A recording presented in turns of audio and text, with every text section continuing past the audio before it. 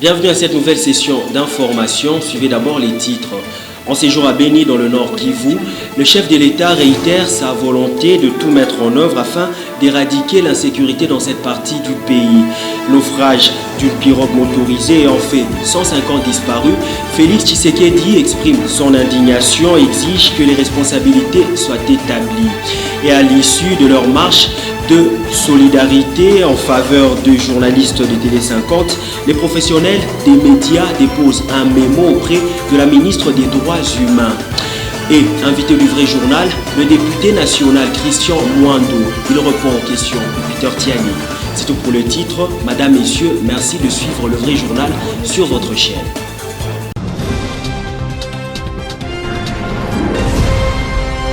En séjour à Béni dans le Nord Kivu, le président de la République s'est adressé à cette population à travers un meeting à la mairie de cette ville. Félix Tshisekedi a promis de restaurer l'autorité de l'État dans le Grand Nord en proie à l'insécurité et au virus Ebola. C'était en présence des officiers supérieurs des FARDC et de la police. Philippe Vumpi pour les précisions. Arrivée du président de la République, Félix Tshisekedi, mardi 16 avril à Béniville, dans le cadre de sa première tournée dans le Congo profond, après Lubumbashi, Kasumbalesa et Goma, où il a été chaleureusement accueilli par les populations de ces différents coins de la RDC. C'est la même situation à Béni, où la population est descendue en masse à l'aéroport pour saluer son arrivée. Chants, danses et cris de joie ont accompagné son cortège qui a déferlé jusqu'au niveau du rond-point du 30 juin où le public venu de tous les partis de Béni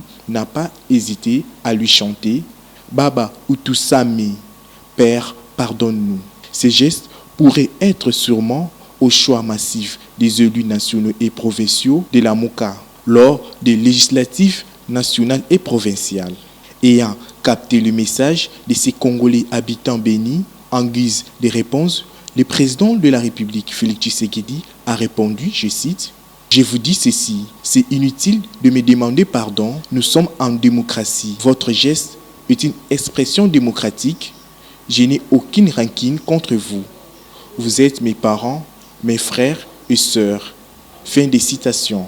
Les militants du mouvement citoyen Lutte pour les changements Lucha sont aussi descendus dans les rues de Béni. Ces mêmes jours, en marge de la visite officielle du chef de l'État, ils ont sollicité de Félix Tshisekedi l'éradication totale de l'insécurité orchestrée par les ADF ainsi que celle de la maladie à virus Ebola. Après le meeting, le chef de l'État est allé visiter l'hôpital général de référence, précisément le centre de traitement Ebola.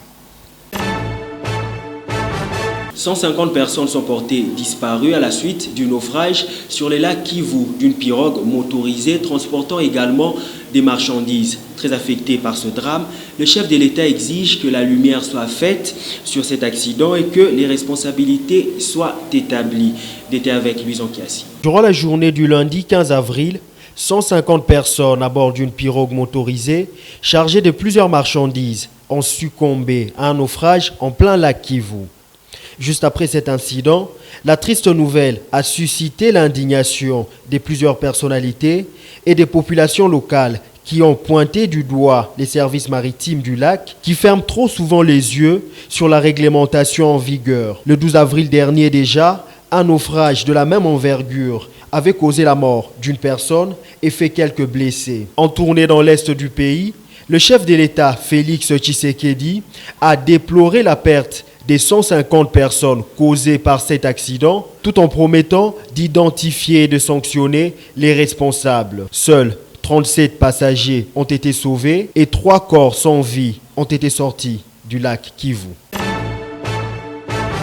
En rapport avec le naufrage sur le lac Kivu, dans un tweet de la présidence de la République, Félix Tshisekedi dit être très attristé par le drame qui a causé la disparition de 150 personnes et exprime sa sincère compassion aux familles éprouvées. Il dit aussi qu'il suit de près la situation afin d'identifier et de sanctionner les auteurs. Naufrage sur le lac Kivu, on en parle encore dans ce journal. Moïse Katumbi, à travers un tweet, a rendu hommage aux disparus tout en dénonçant ce drame qui, d'après lui, est dû à l'irresponsabilité du gouvernement congolais passé qui a été incapable de rénover les infrastructures, contrôler des moyens de transport qui devraient être ses priorités. Parlons autre chose, Carbone Béni reste égal à lui-même. Le leader du mouvement citoyen Filimbi, récemment sorti de la prison de Makala, est injustement incarcéré pour le combat de la libération de son pays, a, dans un entretien accordé à nos confrères de TV5 Monde, décrypté l'actualité politique en RDC. Peter Tiani pour les précisions. Ce modèle de la jeunesse africaine en général et congolaise en particulier a brièvement orienter l'opinion sur le chemin à suivre. Égal à lui-même, Carbone Béni reste constant, malgré l'emprisonnement et les sévices subis. L'homme salue la visite du chef de l'État Félix-Antoine Tshilombo dans l'est du pays, tout en indexant Kabila d'avoir été à la base de l'insécurité dans cette partie de la RDC. Le chef de l'État passé ancien, M. Kabila, il faisait de va-et-vient, c'était devenu comme de visites de tourisme, compter le mort, et puis on va dire que on va se mettre pour éradiquer. Rien n'était fait. À l'est du pays, le problème est tel que nous avons des généraux dans l'armée de la République démocratique du Congo qui sont impliqués dans la vente des armes. Ça, le président de la République doit le savoir. Aujourd'hui, je crois que si le président de la République tient compte de cela, ça pourra faire avancer les choses. L'intransigeant Béni s'offusque par ailleurs de la nomination de Roger Kebelissa comme assistant du conseil spécial du chef de l'État en matière de sécurité. Un acte inadmissible, estime-t-il. Il est inadmissible aujourd'hui que de personnes qui ont participé à la destruction de l'image de nos institutions, je vais dire de personnes telles que M. Kalev, M. Kibelissa, de personnes telles que Bochab, je vais citer nombreuses personnes qui ont détruit l'image du pays, qui ont détourné, qui ont violé, volé et détourné le bien public, puissent aujourd'hui se retrouver autour de l'actuel président de la République. Aucun Congolais ne pourra l'accepter. Pourquoi ?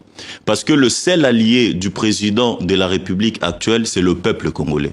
Après avoir perdu la quasi-totalité de contrôle des institutions de notre pays, je vais dire le Sénat, l'Assemblée nationale, les assemblées provinciales et aussi les gouvernements provinciaux qui vont suivre, le seul allié, c'est le peuple.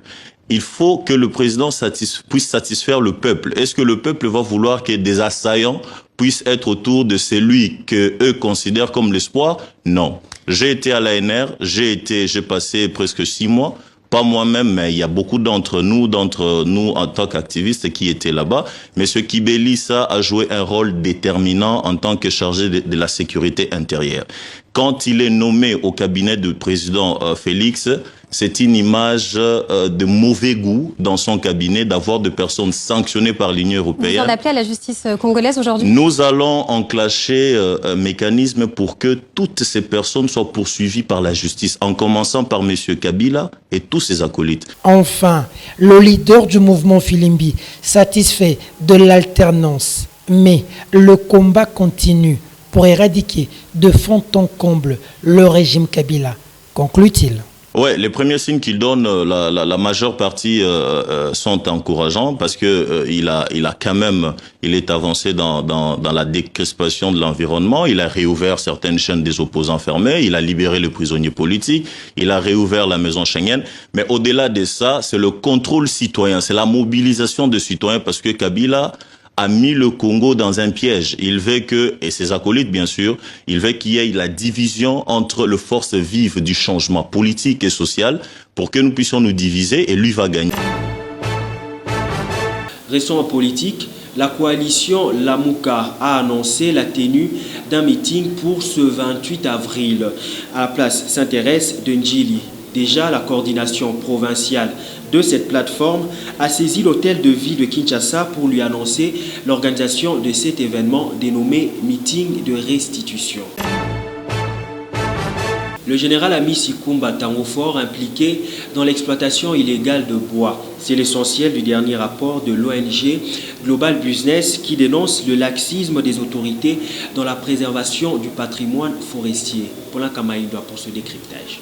Chef d'état-major adjoint et proche de l'ancien président Joseph Kabila, Gabriel Amissi, dit Tangofort, c'est de lui qu'il s'agit, aurait commercialisé illégalement de permis d'exploitation forestière en RDC. Dans un document publié par l'ONG britannique Global Witness, le général Gabriel Amissi, sanctionné par les États-Unis et l'Union européenne pour des atteintes aux droits humains, se serait servi de son influence pour acquérir de permis d'exploitation forestière. Des permis confisqués par le ministère de l'Environnement puis réattribués dans l'urgence durant la seconde moitié de l'année 2018 à la société de l'épouse du général Amissi. La Radio France Internationale a pu consulter des documents officiels apportant de nouveaux éléments. Ces dernières années, le ministère de l'Environnement a procédé à de nombreuses réquisitions des concessions forestières en RDC avant de le réattribuer à d'autres sociétés. Parmi celles-ci, Maniema Union 2,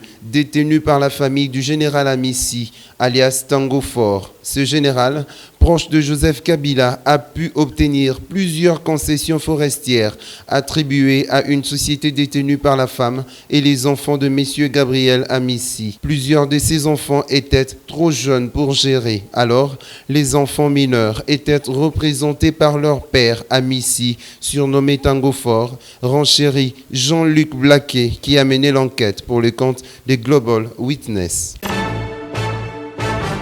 Comme annoncé en titre, les journalistes étaient dans la rue ce mercredi en solidarité avec leurs confrères de Télé 50. Les professionnels des médias ont battu le pavé par protester contre les mauvais traitements dont ils sont l'objet de la part de leurs employeurs. La marche est partie de la place des évolués non loin de l'ISP jusqu'au ministère des Droits Humains où un mémo a été remis à la ministre Marie-Ange Mouchébekwa. Belgodor Mutombo pour ce reportage. Attitude pour le respect de l'article 14 de notre code de déontologie et d'éthique du journaliste congolais. Vous avez été solidaires, vous avez marché sur une longue distance sous le soleil. Il y a lieu de vous exprimer toute la gratitude. Mais comme dans un état de droit, on va procéder par la formation d'une équipe mixte avec un seul délégué de Télé 50 pour qu'il soit témoin, mais ne parlera pas, comme déjà ils sont par devant les instances judiciaires. Et cette délégation déposera les mémorandums aux mains des services ou de Madame Son Excellence Marie-Ange Mouchébekwa, ministre des Droits Humains, assumant également l'intérim du ministre de la Communication et Médias. Et donc, ce que nous allons vous demander, avant que je ne finisse, papa, laissez-moi finir.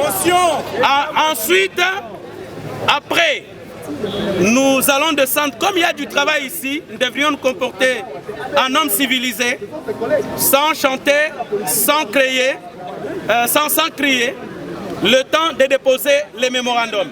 La symbolique a été respectée. L'objectif ici, c'est donner le message. Mais je crois que le message est déjà parti. Nous sommes contre les violations graves de droits humains. Si Madame Kadi, qui a été violemment fracassée, piétinée, si elle est là, qu'elle fasse partie, elle est à l'hôpital, oui, qu'elle fasse partie de notre délégation, parce que c'est un témoin beaucoup plus qui a été vu à travers le monde entier, de la manière dont elle a été humiliée, traitée d'une manière inhumaine, c'est que nous condamnons. Alors nous vous en supplions. Merci au colonel Bosco, merci au major Roger Ntambwe pour l'encadrement qu'ils nous ont assuré de l'entame de notre marche jusqu'à ces lieux. Nous exhortons la police qui est ici de suivre son exemple, l'exemple du commissariat du centre de la Gombe. De la même manière qu'ils se sont comportés avec nous, un homme civilisé, nous nous sommes comportés avec un homme civilisé.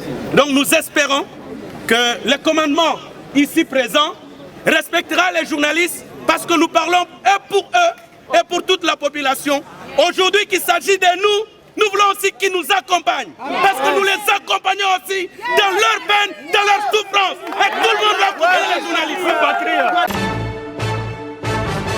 En société, malaise au sein du Fonds de promotion de l'industrie, FPI en sigle. Un groupe d'agents évalué à plus ou moins 45 personnes dénonce la dégradation des conditions de travail et le licenciement abusif dans le chef de leur directeur général, Patrick Kitebi. Ils se sont exprimés au cours d'un point de presse organisé par la CAGE. Jocelyne Luanga et Placide Minayako.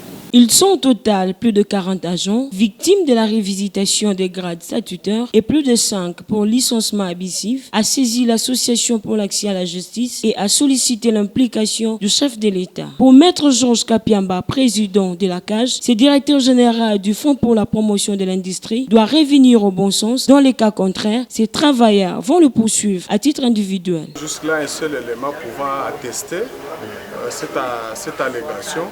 Nous attendons lire les courriers dans lesquels il dit qu'il ne va pas s'exécuter et nous devrions savoir sur quoi peut-il se fonder pour dire qu'il ne peut pas s'exécuter. Parce que l'inspecteur général du travail ainsi que le ministre de la Justice, surtout le ministre de la Justice, agit au nom du gouvernement, engagé le gouvernement.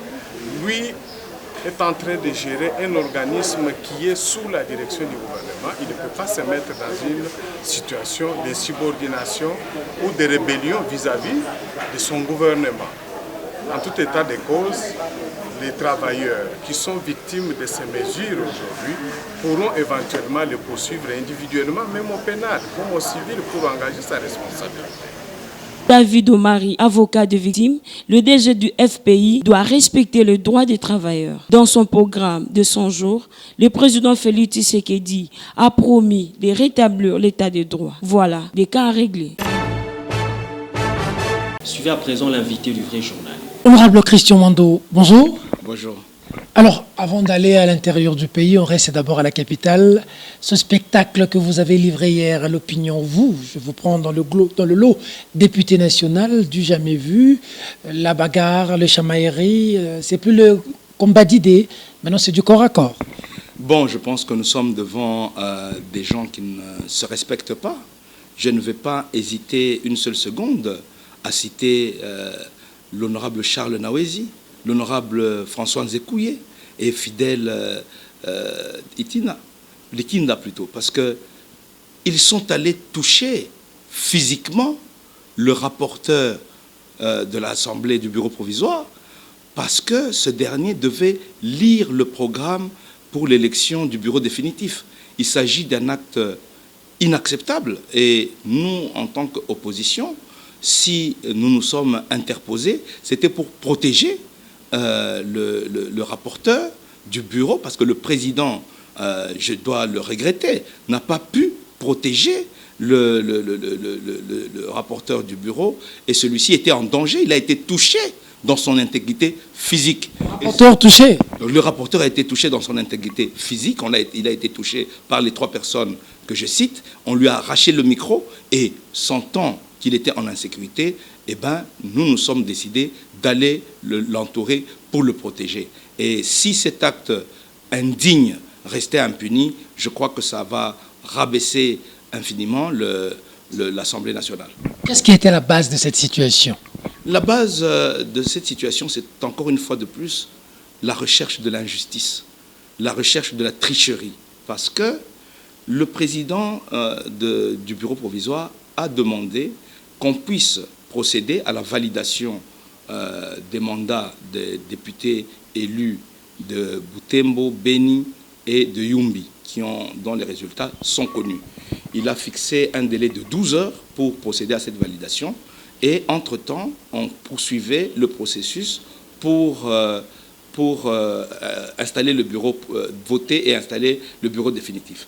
Mais les gens du FCC ne l'ont pas entendu de cette oreille parce que pour eux, le fait de valider les députés de Butembo, Béniville et Béni Territoire allait changer l'équilibre au sein de l'Assemblée nationale.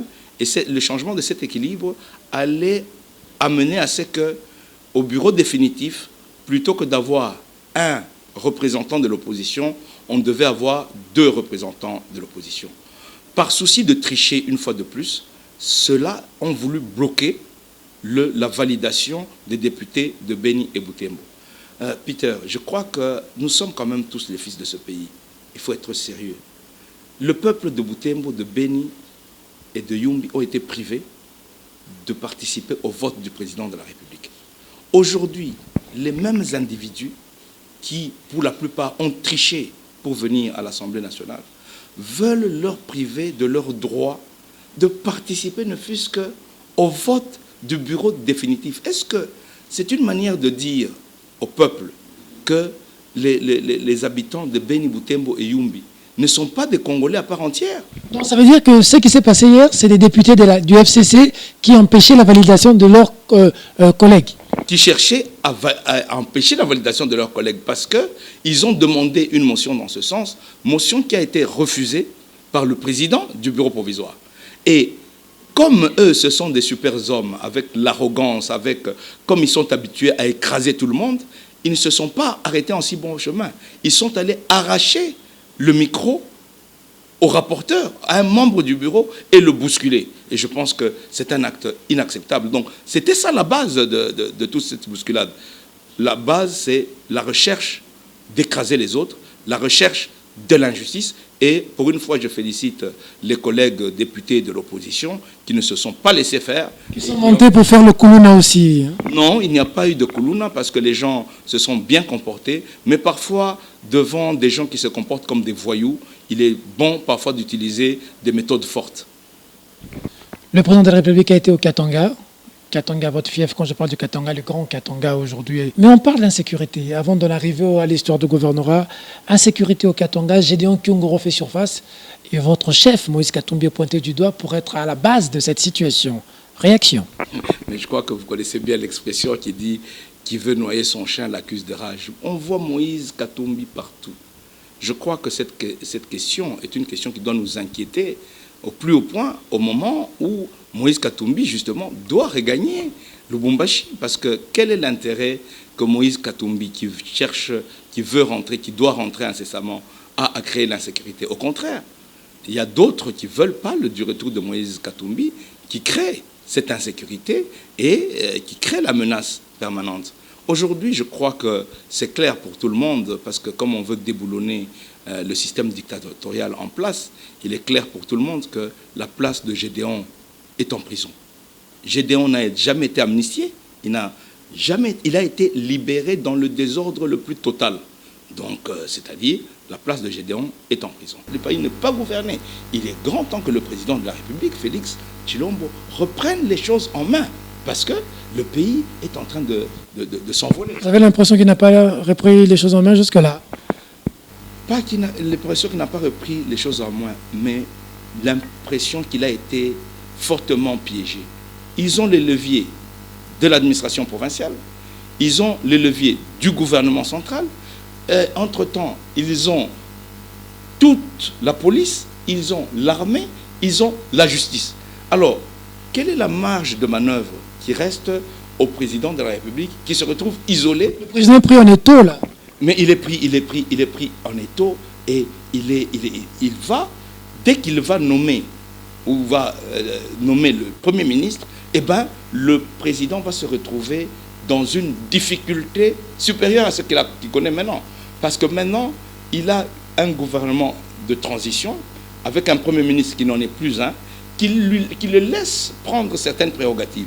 Mais ça ne sera plus le cas lorsqu'il aura nommé un Premier ministre. Il sera complètement verrouillé et il ne saura rien faire dans la mesure, en plus, qu'il ne pourra pas démettre le Premier ministre. Il n'y a que l'Assemblée nationale qui pourra démettre le Premier ministre. Le président n'a pas qualité de... Il n'a pas la capacité, ce n'est pas prévu pour le président de faire partie d'un Premier ministre. Il n'y a que l'Assemblée nationale qui peut faire partie du Premier ministre. Alors comment déboulonner le système comme il le veut? Moi, j'aurais été à la place du président de la République. J'accepterais une cohabitation. Je pense que déboulonner le système va passer ici nécessairement par une révolution populaire. Honorable Christian Mondo, vous parlez bien, les gens qui vous suivent seront quand même séduits. Mais comment vous n'avez pas pu séduire les députés provinciaux et que vous ayez perdu au niveau de Tanganyika? J'informe le public que c'est l'honorable Zoé Kabila qui est gouverneur, qui vous a battu. Oui, ben, écoutez, je vous ai dit que le système Kabila s'est préparé. Moi, je ne suis pas allé au Tanganyika nécessairement pour gagner. Parce que je savais que les dés étaient pipés d'avance. Parce que, oui, parce que Ensemble pour le changement a 8 députés et le FCC en a 17. Je passe les détails des tricheries dans la mise en place de ce système. Je vous dis par exemple notamment que cette fois-ci, c'était le tour de Moba et de Manono de coopter les chefs coutumiers, mais il y a des gens avec le pouvoir actuel qui ont des ordres qui sont venus de Kinshasa pour dire qu'on exclut Moba dans la cooptation pour mettre plutôt Kabalo. Vous comprenez pourquoi.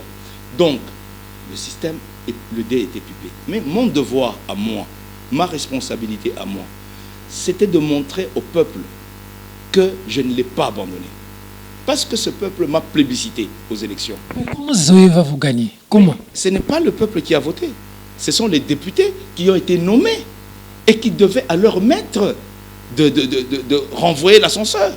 Mais en plus de ça, les brimades que ces mêmes députés ont reçues, les menaces, je vous dis que l'ancien conseiller spécial en matière de sécurité du président de la République sortant était sur place.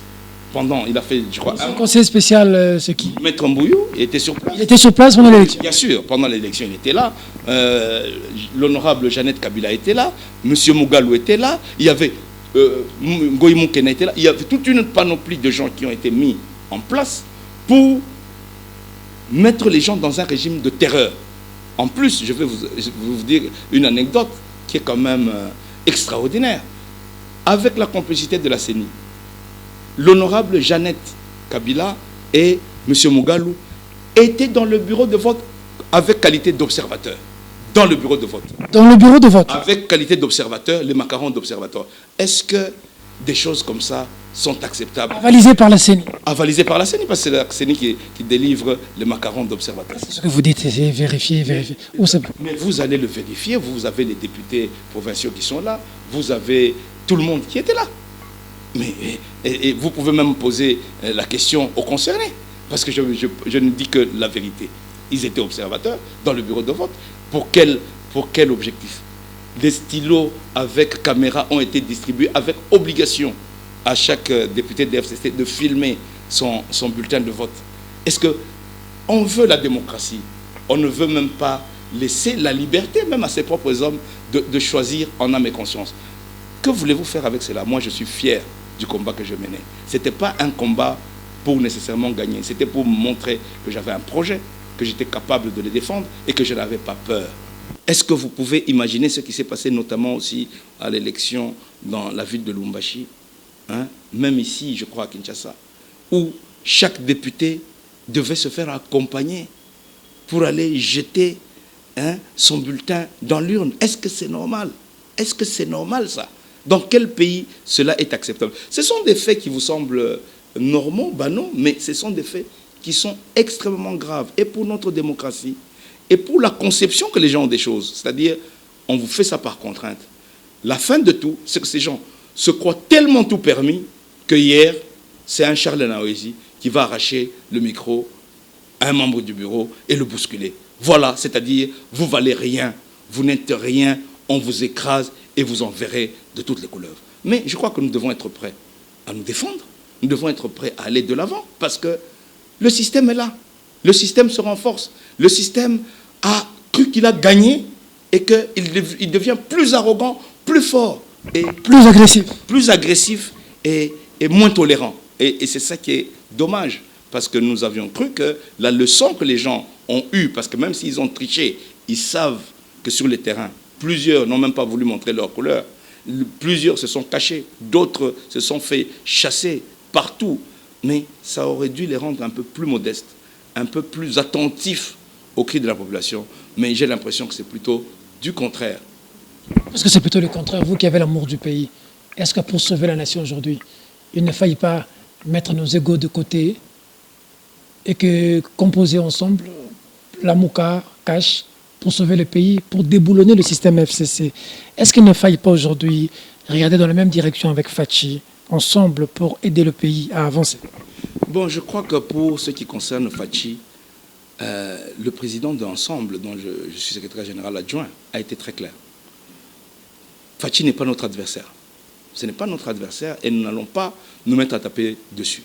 Je crois que non, pas du tout. Ça, c'est notre ligne de conduite. Nous ne tapons pas sur Fachi. Pas d'attaque sur Fachi. Pas d'attaque sur Fachi. Au contraire, Fachi, lorsque c'est possible, il faut lui tendre la main. Il faut, oui. Ça, c'est ensemble. Ça, c'est ensemble. Dans notre ligne de conduite de ensemble. Je parle d'ensemble ici, je n'engage pas la Mouka. Pour ensemble, quand c'est possible et qu'il peut donner un coup de main à Fachi pour déboulonner le système, nous devons lui tendre la main. Nous, notre ennemi, notre adversaire, ce n'est pas notre ennemi, c'est le FCC. Le FCC n'a aucune intention de changer. Et je vous dis, dans les 6 mois qui viennent, quand on va nommer le Premier ministre, vous allez voir que le FCC n'aura qu'une seule préoccupation, c'est de noyer Fachi. C'était Christian Mando, député national. Fin de cette session d'information. L'actualité reste en continu sur notre chaîne YouTube petertiani.rdc. Merci de la sympathique attention que vous nous avez accordée à travers la ville de Kinshasa ainsi que partout ailleurs dans le monde. Mesdames et messieurs, ce journal est terminé. Au revoir.